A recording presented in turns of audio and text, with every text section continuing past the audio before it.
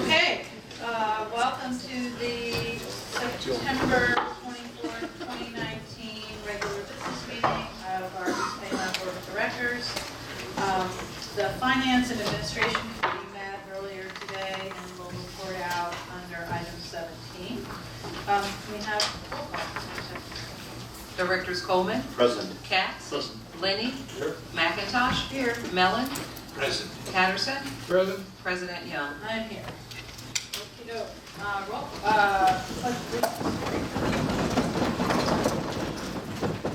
Pledge allegiance to the flag of the United States of America and to the republic for which it stands, one nation, under God, indivisible, with liberty and justice for all.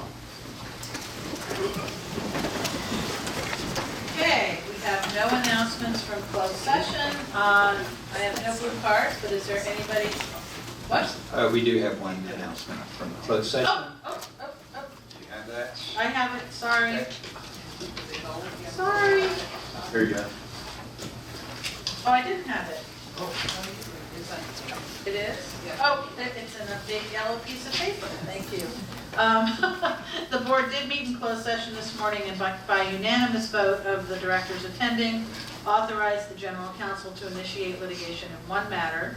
The action, defendants, and other particulars will be disclosed upon inquiry once the action is formally commenced. There are no other announcements from closed session. I'll do that right out.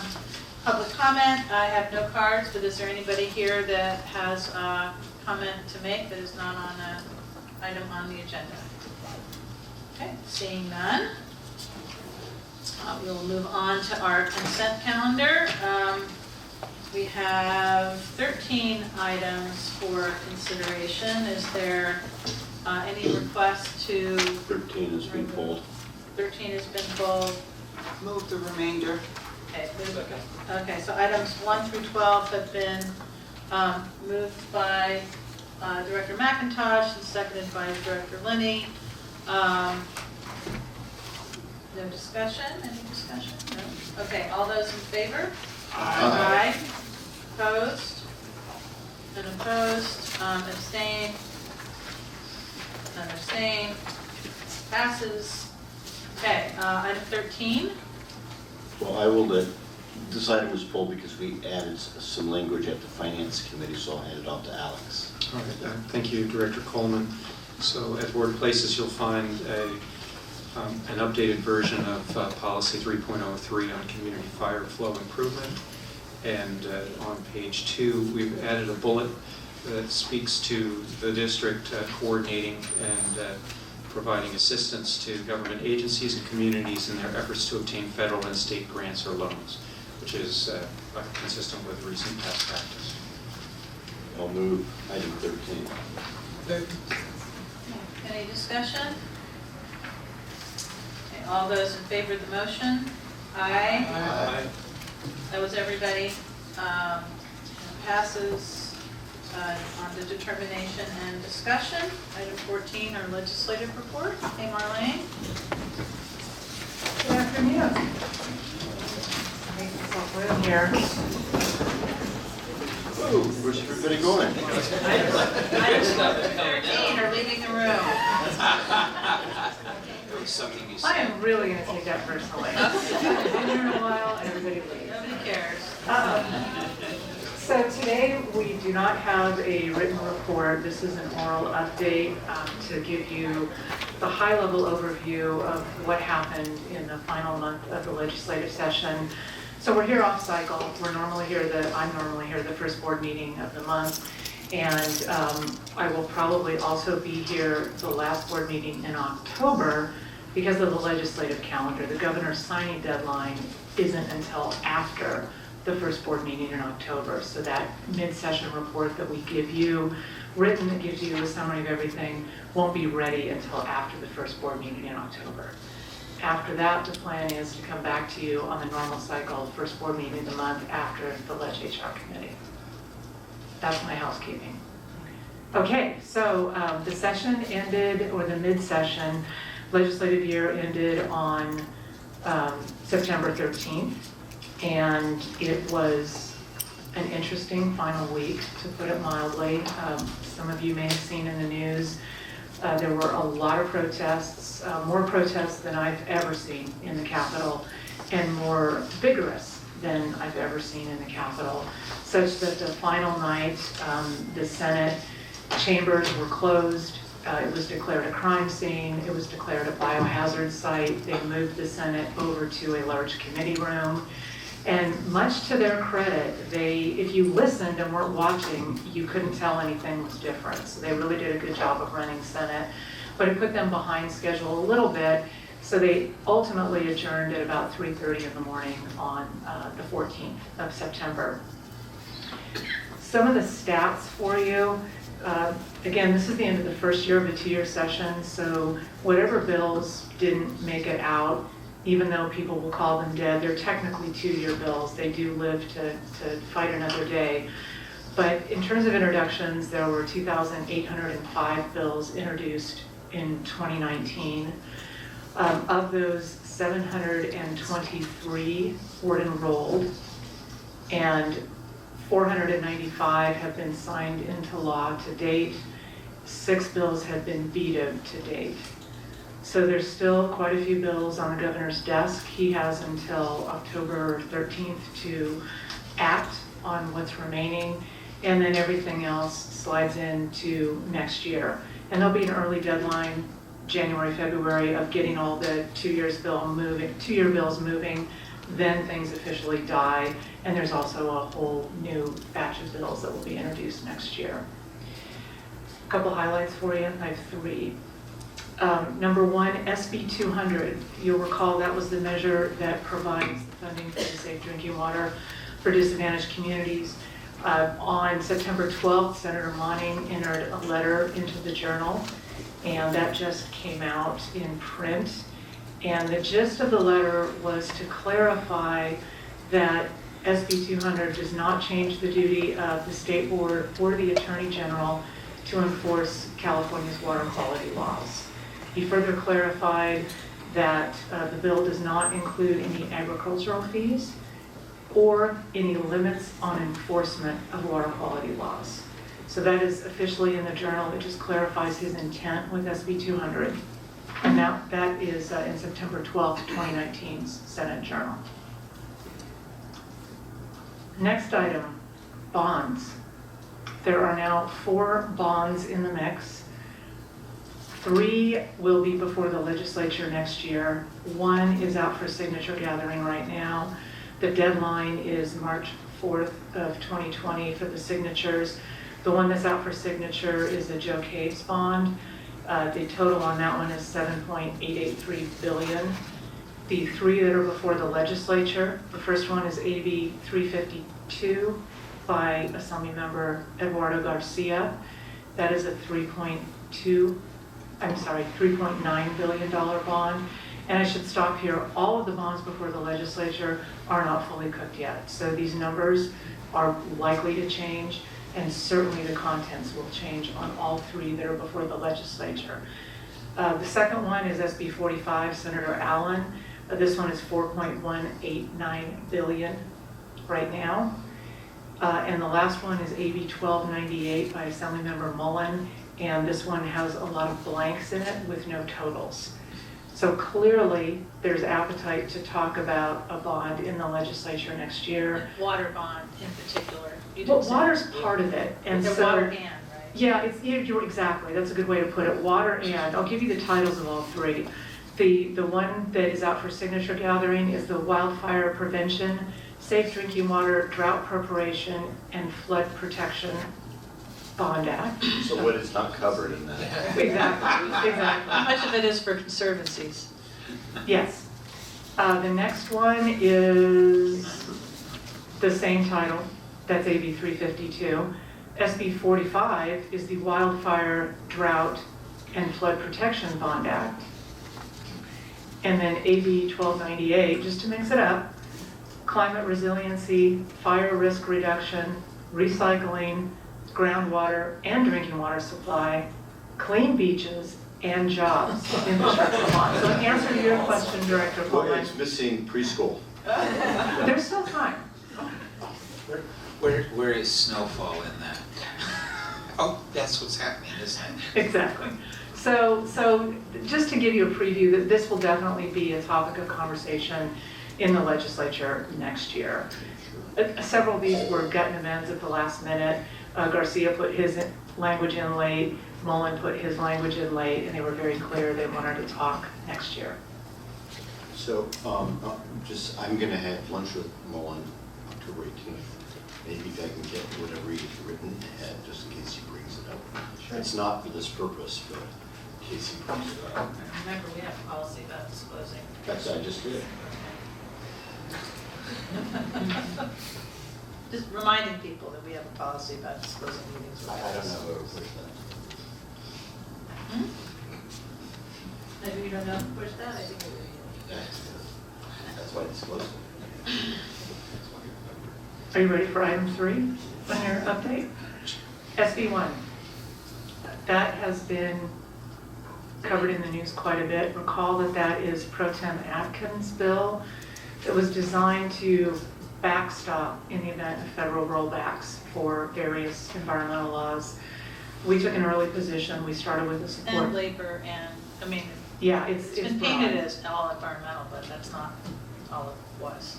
And I guess I'm focusing on our interests, so I apologize.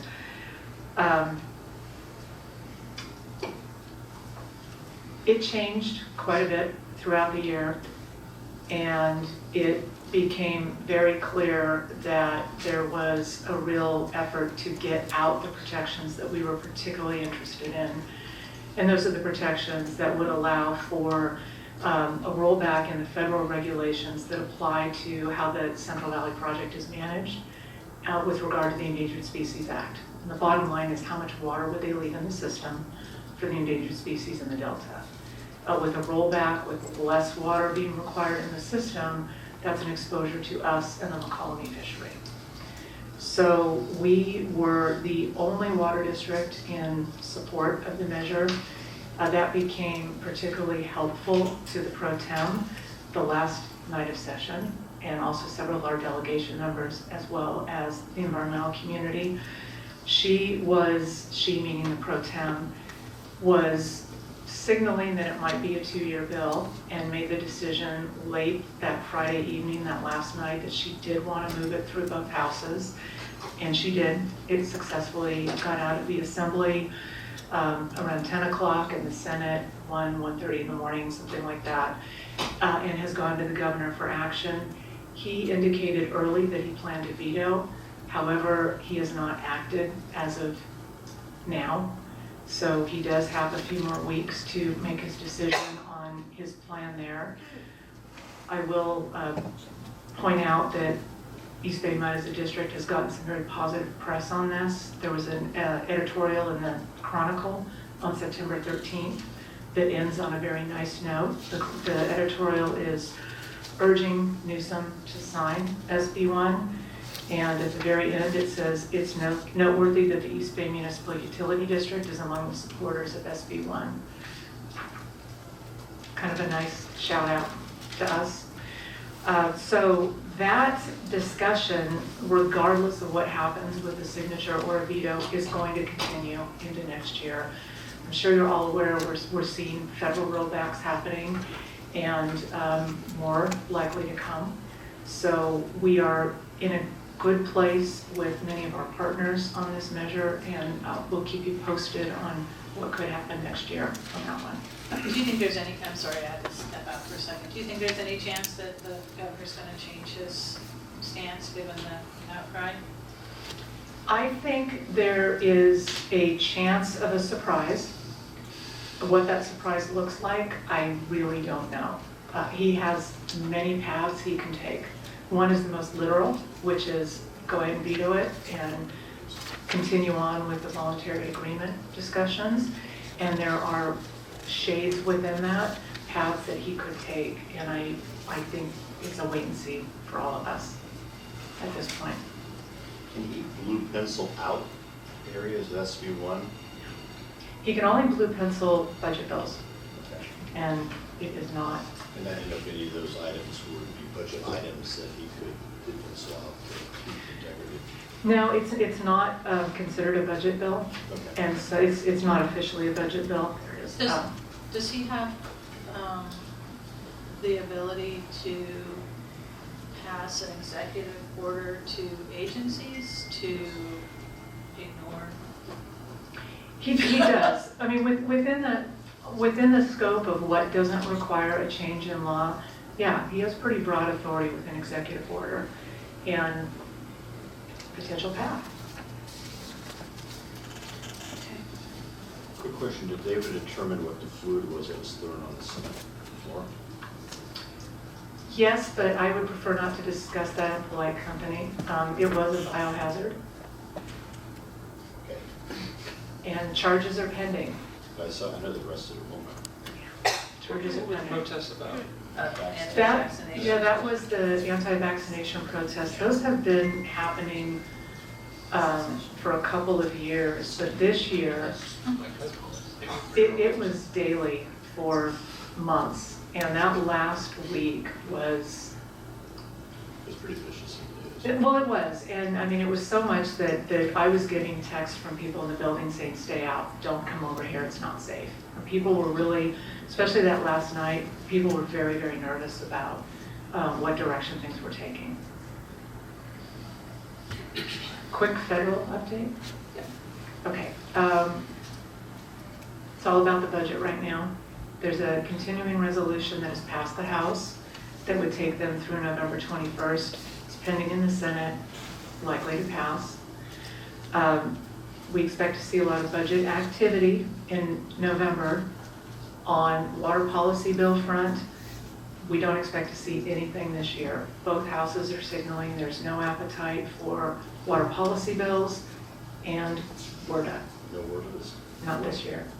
Now, and you may have seen an announcement is expected in about 30 minutes from Speaker Pelosi on potentially proceeding with an impeachment investigation.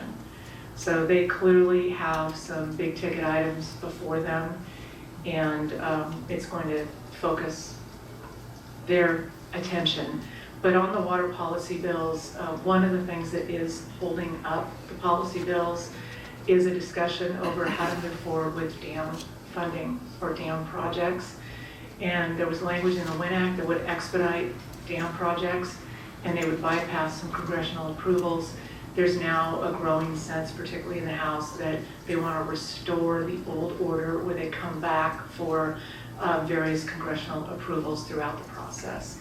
So that is something that will need to be resolved before they move forward. So if the House does it, that some money can't be taken and used for other purposes. Does the Senate have to agree to it? Does the Senate have to agree to what the House says in that respect? They're going to have to agree to get bills ultimately out the door. So that is a sticking point today. Marlene, do you have anything on the developments with the Clean Water Rule or the rescinding of the Clean Water Rule? Not in terms of what's happening federally other than rescinding the Clean Water Rule. There was language in SB 1 that was intended to implement the state water board's policy, and that policy remains in effect. It's just a policy as opposed to statute. And so those conversations will be continuing. That is potentially what could also be discussed next year with the legislature is, do we need statute or are we good with this policy as it is? I have a question, I should know this. What is the difference between the legal authority of an executive order and statute? You see it used on the federal side and state side. They issue executive orders. They don't seem to be challenged often. So if it gets me into an executive order that's not challenged in the courts, does it become law? No, an executive order stays in place either for the duration of when the governor has signed it. Sometimes they'll be temporary, like for the period, 2-year period or whatever, or until a governor just rescinds it. So it's an executive power. it's not a legislative power. It just seems to be more blended now. Well, yeah, because when Trump came in, for instance, he rolled back all kinds of. I know he did, but it just seems that there's a lot more executive orders to be issued by president and governors now than I recall in the past. I think you're right. Any questions? Okay, thank you. Thank you.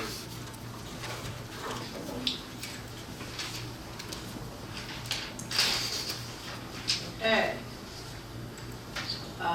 Item 15 is to approve the proposed financing plan for fiscal year 2020. We have a staff presentation. Robert Kenny, our treasurer, will provide the update. He also provided an update to the Finance and Administration Committee this morning.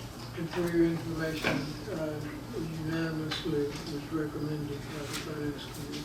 Okay, thank you. Okay. Well, good afternoon, President Young and members of the board. I am going to briefly go over the fiscal year 2020 financing plan. Can I control this from here? Yes. Okay, great. Okay. So we'll be going over the district's debt composition, credit ratings, what we did in fiscal 2019, what we're planning in fiscal 2020, and then our recommendation to adopt the plan.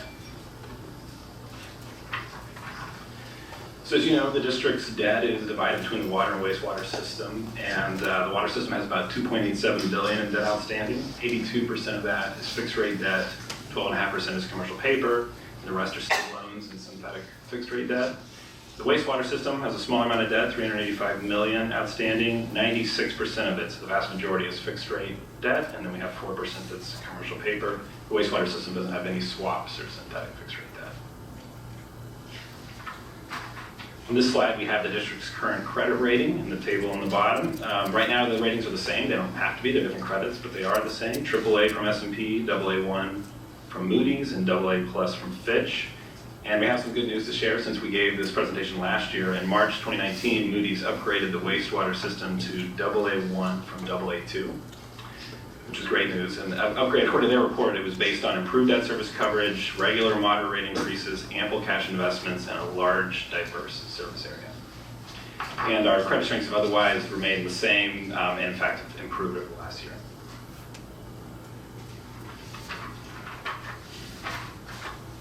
So here's a review of the debt activity completed in fiscal 2019. We extended the Bank of America liquidity agreement supporting $160 million in commercial paper for the water system. We also issued about $162 million in new money revenue bonds for the water system, which provided $200 million in proceeds, and those were issued as green bonds. That was in June. And we did not see opportunities during the year to issue refunding bonds for debt service savings or to reduce risk, so there were no refunding issues in 2019. Out of curiosity, what interest rate are we paying on these bonds? The most recent, I believe it was 3.24 or 3.26. Both of the, I think it's 3.24 was what we sold them at in June. And that's called the yield to maturity. If we never call them, there's a chance, typically we have chances to call them and lower our savings. It's better than any bank is doing. Okay. thank Yeah, you. it was a successful sale. And did we find a differential between green bonds? Are we seeing any differential really in pricing? We actually have to talk about this in the finance committee meeting. In this particular issue, in the past we've had a series of both green and non-green, which let us compare it. We only had green this time, so we can't say. There were a few buyers that labeled themselves as green or ESG focused investors that were part of the group that bought the bonds. So we didn't get a chance to talk to them to say, would you have shown up if these weren't green bonds? So we can't say for sure. They were oversubscribed, so we had more interest in the bonds than we had bonds available. But the market's definitely growing. I got to participate in a CDI, it's the California Debt Investment Advisory Committee panel on green bonds a few months ago. And I know this is a big push for the treasurer, for the state treasurer, and it's a growing market, especially in California. So we are known as being an agency that's part of this growth, and we did it early, but we continue to do it. So I think it's just going to get bigger and bigger, and that differential may start showing up more over time. So here we have our proposed debt activity for fiscal 2020. Our Wells Fargo variable rate debt liquidity facility is expiring in December, and we're proposing extending the agreement. I have a The next slide has more details on that. We don't currently anticipate needing to issue new money revenue bonds for the water or wastewater system this fiscal year. I'll have a little more on that. And we'll continue to pursue low-cost borrowing options like state revolving fund loans or WIFIA loans, and then we'll continue monitoring for refunding and de-risking opportunities, but with advanced refundings having gone away from the last round of tax reform, there may not be any in 2020. So this is the one transaction that we have planned this year. It's our $57 million Wells Fargo liquidity agreement known as a standby bond purchase agreement, which expires December 9th. It backs about half of our water system variable rate bonds. Wells Fargo has proposed a 3-year extension with an annual fee of 30 basis points. And that's higher than the current 27 basis points that we're paying that was established in 2013. But our financial advisor has analyzed the proposal and considers it low in the current market. They're basing this on proposals they received from clients they have across the United States when they're receiving bids for liquidity. Our financial advisor also estimates that if we were to switch the liquidity provider, there's transaction costs of about $110,000. And so to offset that additional transaction cost, were we to switch, a new provider would bid 23.5 basis points or lower to fully offset it. And our financial advisor tells us this would be extremely unlikely to receive a bid that low. So based on their recommendation and our analysis, staff is pursuing an extension of the existing agreement with Wells Fargo, and we'll be bringing those documents to the Finance Committee and to the board on October 22nd.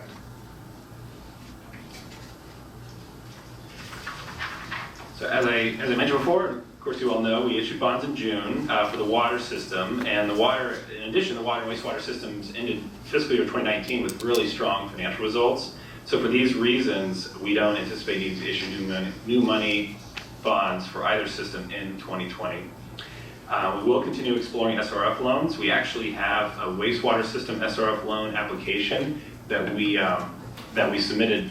At this point, it might have been like 2 years ago, and it's finally made it to the funding list. The state's slow to process these, but it's on the fundable list, but the state cannot tell us when they can fund it. So when our name comes up, we're going to see if it's possible to go get a low interest loan, so we'll continue to follow that, and we'll be looking for other opportunities for low interest loans through SRF or WIFIA. So that concludes the presentation. Our recommendation is to approve the financing plan. I'm happy to answer any questions. Any questions? I'll move the item. Second. Moved and seconded. Moved by Director Coleman, seconded by Director Patterson. Any comments or discussion? It's great news. Thank you. All right, let's have a vote. All those in favor? Aye. I heard everybody say aye, so that is unanimous. And I believe that takes us to the general manager's report. Right, and so at the places you'll see the updated Speakers Bureau. Just draw your attention to a few items. We have our party barbecue. That's our annual event to engage our upcountry partners and stakeholders. That's a week from this coming Friday. And then there are another 5 items that you also received an information memo about. And Mona in Public Affairs will be checking with you as to your availability for these things that are coming up off hours during the next month.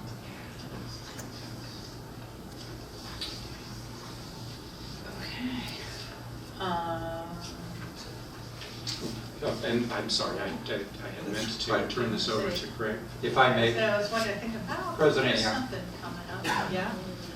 with mixed emotions, I draw your attention to the fact that after 24 years of dedicated service, this is Xantha Berry's last board meeting. It is very sad for us to see her go. I thought we changed the rule at the last retirement board meeting, didn't we? We will make it retroactive. Yes. So it's sad to see her go after being such an integral part of OGC and a top legal advisor for the district for all these years. But we're happy that she has new horizons available to her in her retirement. But I should note that the matter is not completely, fully closed just yet.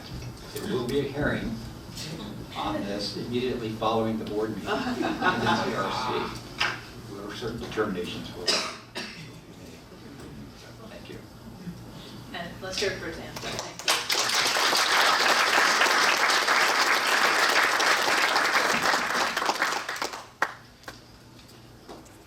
I have a little more to say perhaps at the hearing, but I just wanted to Thank you. Thank you. Thank you so much It's for all been your wonderful to service. have you on our team, Xantha. Comments or things to say? Save them for the hearing? I really want to, the hearing will be fun, I'm sure, but Xantha, it's been a pleasure to be working with you, and one of the things I appreciate is, and this is compliment to the general counsel as well, you tell us what we need to hear, not what we'd like to hear, so we can make good decisions. And for that, I'm very appreciative. Thank you, Xantha. And Xantha, you should know that our general counsel has been looking pretty hangdog all day. She's smiling for some reason. I like that dress, so. I hear there's lots of travel in your immediate future, so I'm jealous. Okay, Lisa. Xantha, I just have to say that you have impressed me so much all of these years. I trust your judgment. I believed in you wholeheartedly. And I just want to thank you for your service to the district, and you will be sorely missed. Well, all right.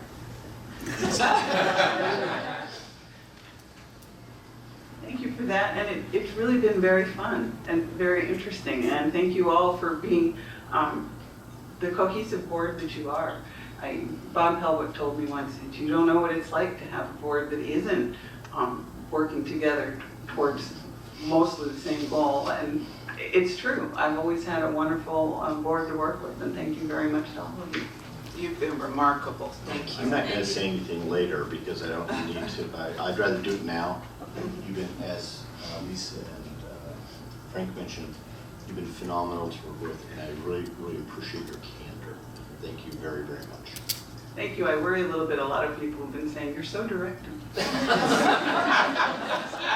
It's a good thing. Okay. It's a good thing. Very good thing.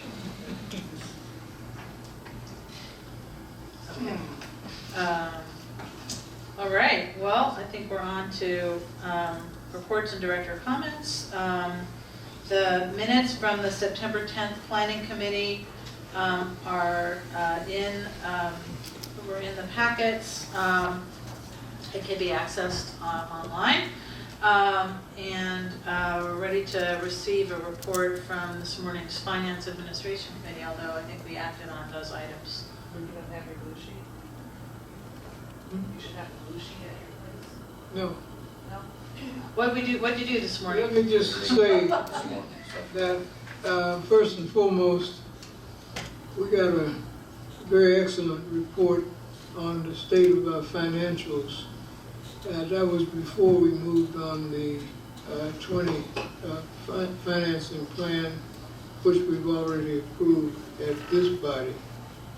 But the consistency of the fiscal management and directive by the staff, I always want to call attention to that because that's the basis on which we go forward. Without that initial understanding and clarity on the part of the committee,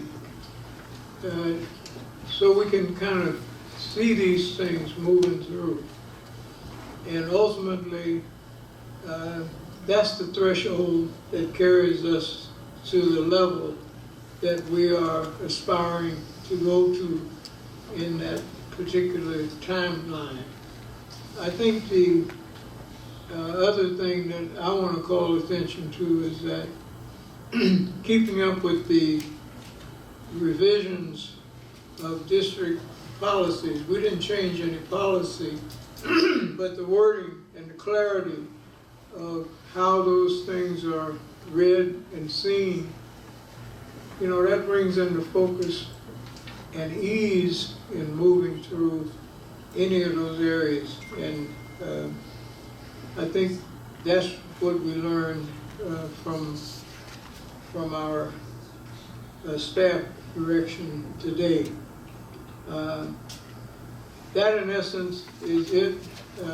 As I said, we've already approved the plan, and hopefully from this footing, we achieve the next level. Are there other board comments? I actually have one question or request, and I think she's there. I can't see through the monitor. I just wondered if we could get a really short report on the coastal cleanup day from Saturday. Eileen? Yeah, we had a great turnout of district employees. We had Director Frank Mellon out there collecting trash from 9 to noon. It was really great. We had over 130 district employees and their family. It was the biggest group ever. And it was just really great to be there. I met a lot of new employees, apart from employees who've been here a long time. And they really said, whoa, I get the district values. It was really felt like a family out there picking up trash, living the district values of stewardship, integrity, respect, and teamwork. It was really great. I mean, we were there right with East Bay Regional Parks, East Bay, the estuary, and then, Matson. I mean, if Matson can be out there, East Bay Mud can be out there with a bigger booth. And we'll continue to grow it, and it was great. It was a beautiful day, and I was watching the national news that night, MSNBC, and I was disappointed they had Santa Monica on the news and not Oakland, California. I have not heard the result. The two mayors, Mayor Libby Schaaf, right, and London Breed challenged each other. I have not heard the results, but it was a great day, and it was great to see so many district staff out there living the district values and having a great time. Great, thank you. I just wanted to say that I watched the news and I watched a number of channels, and I was always happy to see East Bay Mud taking hold of this and moving. I don't know who won, but I may be a little biased. I think we won. We'll find out who gets bragging rights. Andy? I do want to acknowledge that I had the pleasure of presenting a Lifetime Achievement Award to former Med Director Helen Burke at Sierra Club Bay Chapter's David Brower dinner. It was a wonderful engagement with other awardees, including John Sutter from the Parks District, formerly with the Parks District. Frank? Boy, everybody's got something to say today. Okay, Frank and then Bill. Oh, well, I'll defer to Bill for the moment. Okay. I was just going to say what a wonderful time I had at the Old Timers Night down in Scotts last week on the 19th. And I apologize to staff that covered my area because the Hillcrest Homeowners Association had a meeting that same night. I didn't have to attend. I'm sure Ms. Hill and the group did a great job.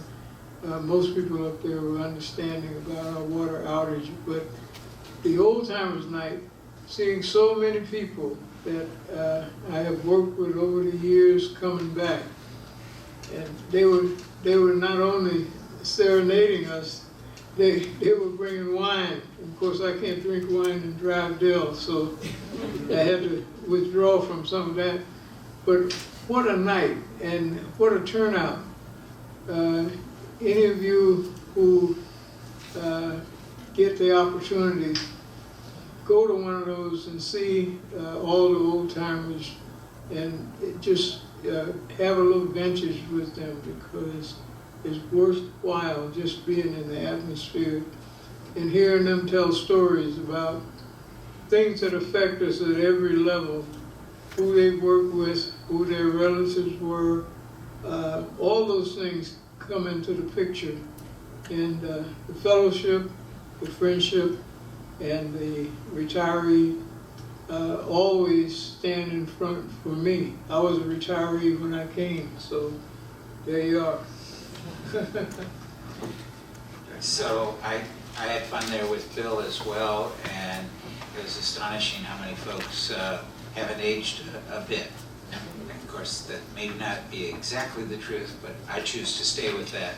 I had a particularly great time with the coastal cleanup, and I decided the appropriate t-shirt for me to wear was my old guys rule t-shirt. The older I get, the better I was.